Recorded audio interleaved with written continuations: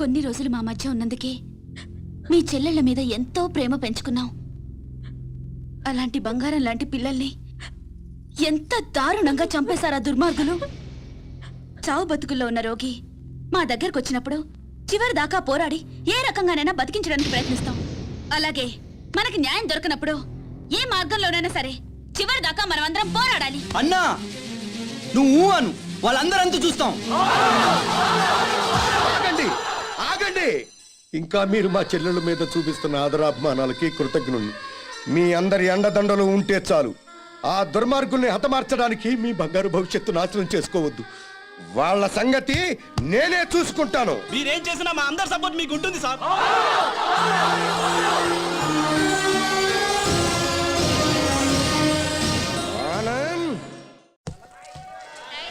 ఆనంద్, నేను రమ్మని చెప్పేదాకా వైజాగ్ నుండి రావద్దు. అలాగే అంకుల్. ఒరే బాబు జాగ్రత్త. నువ్వు లేటు బావా. బాబు జాగ్రత్త ఇప్పుడు చెప్పడం కాదు. బాబు జాగ్రత్త, అమ్మాయిల జోలికి వెళ్ళొద్దు అని ఆనాడే చెప్పుంటే మన అబ్బాయికి గతి పట్టే. బాయ్. జాగ్రత్తగా వెళ్ళిరా.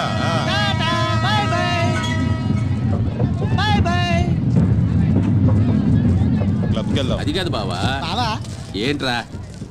సద్దాం హుస్సేన్ పారిపోయి ఎక్కడో బొక్కలో దాక్కున్నాడు. అయినా అమెరికా వాడు పట్టేశారు. నీ కొడుకు బతుకు అంతే ఆ స్వామి చేతిలో. నోరు తెరిస్తే కదా పీకుతున్నావు. ఇప్పుడేం పీక్కుంటా. పిలిచి మాట్లాడవేంట్రా పిచ్చి వెధవా. హలో, స్టేషన్ మాస్టర్ అండి? ఎస్. 3వ ప్లాట్ఫామ్ మీద నుంచి బయలుదేరిన విశాఖ ఎక్స్ప్రెస్ లో నక్సల్స్ బాంబు పెట్టారు సార్. వాట్? అవును sir. Hello Maulali, hello Moula Ali.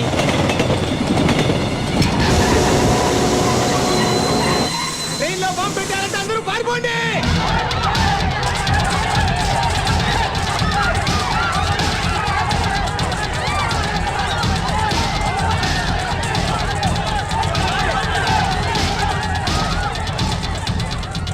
బాబు ఏమైంది? ట్రైన్ లో బాంబు పెట్టారంటండి. బాంబా?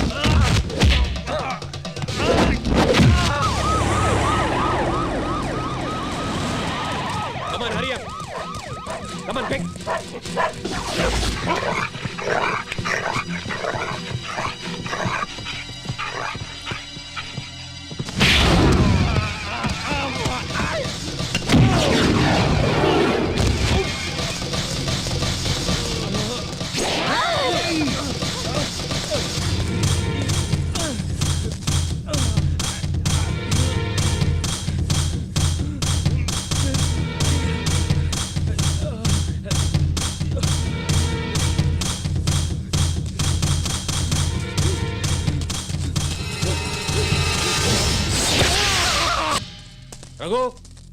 Yes sir. చూడు.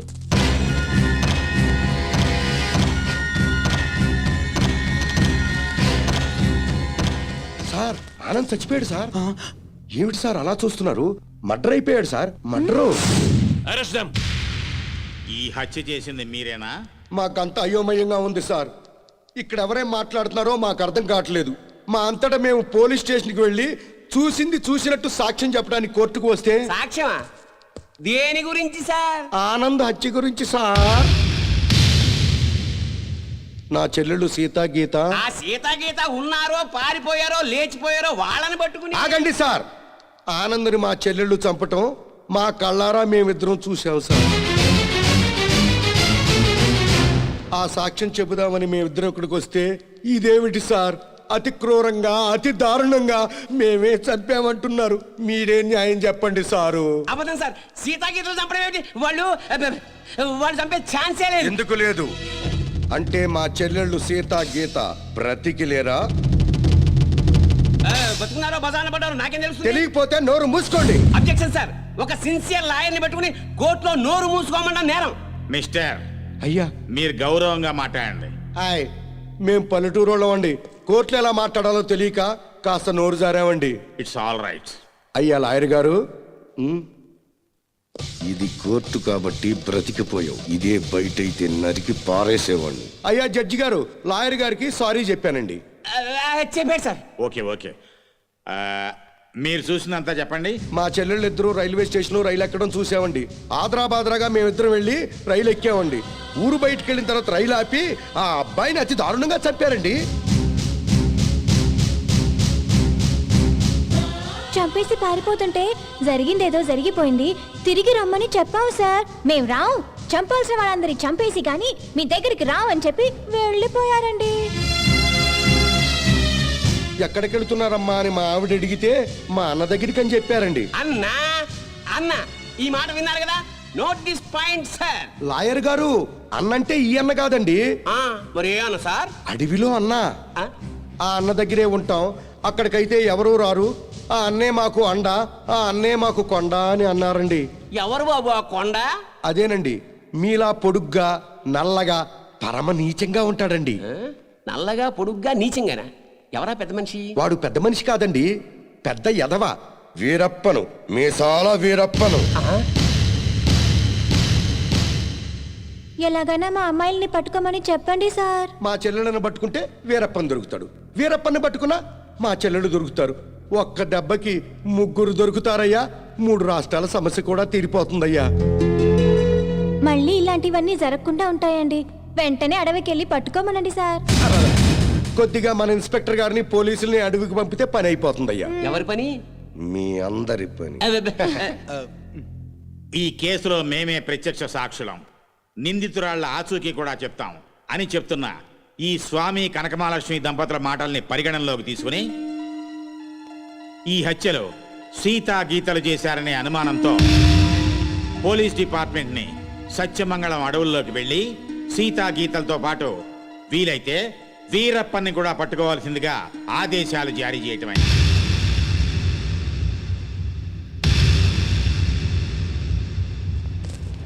ఇన్స్పెక్టర్ గారు, ఏంటయ్యా? కాస్త మంచి రోజు చూసుకుని చెప్తారా అండి? దేనికి? అదే అన్నయ్య గారు, వీరప్పనున్నాడే అతనుండే అడవిలోకి బయలుదేరడానికి. వస్తామండి. వెళ్ళొస్తామండి. నల్ల కోట్నే దడదడలాడిస్తున్నారు. ఇంకా లేట్ చేస్తే మిమ్మల్ని కూడా మందులో చిప్స్ లాగా నంచుకు తినేస్తాడు. రాంగ్ టైములో కుళ్ళు జోకులే మాకు. ఏ టైములో ఏం చెయ్యాలో మాకు తెలుసు.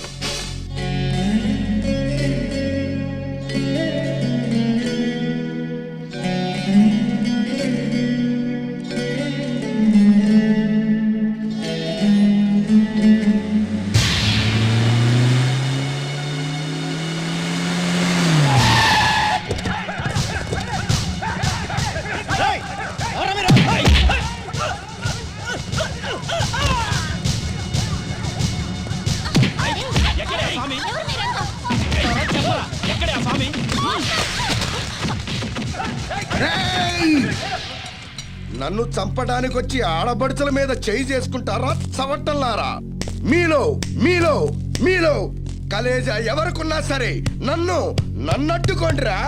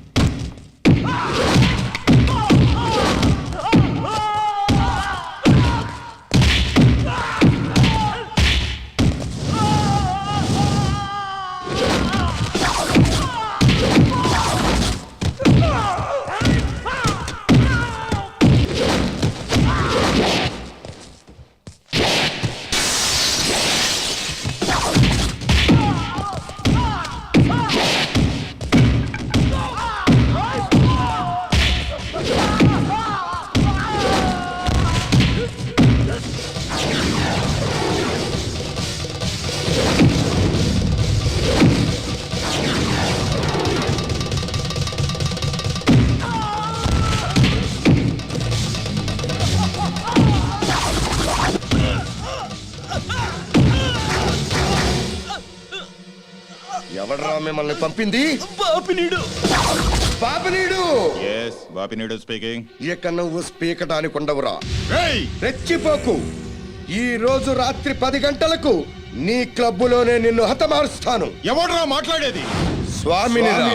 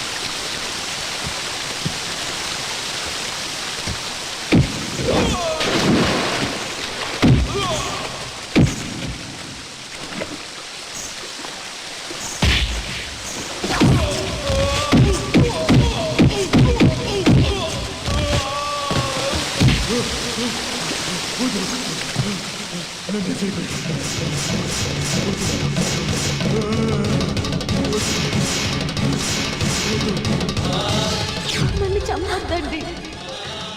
మా ఊరికి వెళ్ళిపోతాం. మా అన్నయ్య దగ్గరికి వెళ్ళిపోతాం.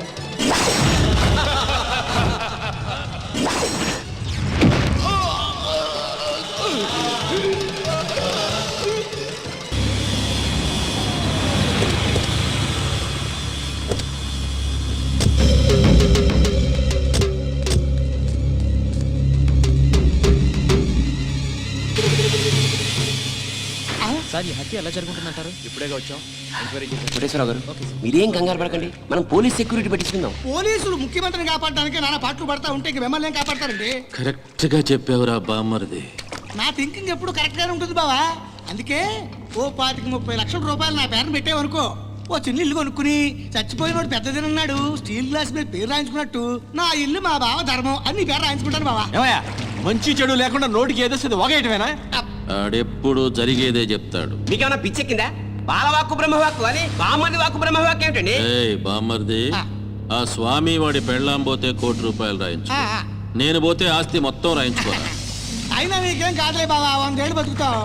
బావమరిది అంటే బ్రతకూరేవాడు అని అర్థం. బతకగోరేవాడు అయితే ఆస్తి ఎందుకు రాయమంటావు?